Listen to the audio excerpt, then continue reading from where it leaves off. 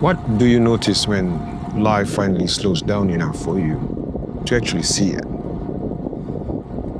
Yesterday, the camera made everything look expansive. The road stretched wider. The river opened up. Perth folded into the frame like a map you could hold in your hand. And for almost an hour, I was moving through it all. Not rushing, just riding. Just over 21 kilometers, nearly about 58 minutes on the bike. A warm afternoon, 30 degrees, a little wind in the air.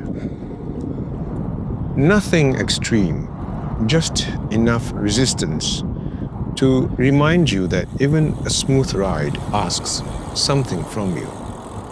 But honestly, the ride began long before I got on the bike. The night before, a small group of young men from our How You See Yourself at 30 cohort joined us at Al-Hidayah Center for just one night of iʿtikāf in the last 10 nights of Ramadan. For most of them, it was their first time, and you could actually sense it. You see curiosity, hesitation, a quiet sincerity. They stood in prayer through Tarawih and Qiyam. They listened to long recitations. They stayed with the stillness.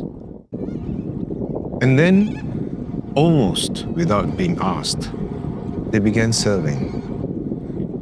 They cleaned up after iftar, helping after suhoor, taking care of small things around the mosque. The kind of things that usually go unseen. And I kept thinking, this is how faith grows and nurtures. Not only in big moments, not only in public moments, but in the quiet disciplines, the hidden acts, the willingness to remain present. There is a verse where Allah says in the Quran, and that there is not for a person except what he strives for. In Surah An-Najm, verse 39. Plainly, what shapes us is not what we admire from a distance, but what we keep showing up for. That was on my mind during the entire ride, because when I looked at the numbers later, they told a different story too. Most of the ride set in my zone 2, a steady heart rate, a controlled effort, nothing spectacular on paper. And that is exactly why it meant something.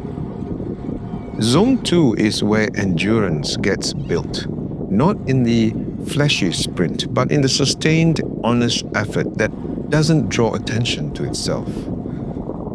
Spiritually, I think a lot of life is just like that. We are shaped by what we return to in prayer, in service, in discipline, in quiet sincerity. So maybe the real question is not how fast we are moving. What direction are we training our hearts to go?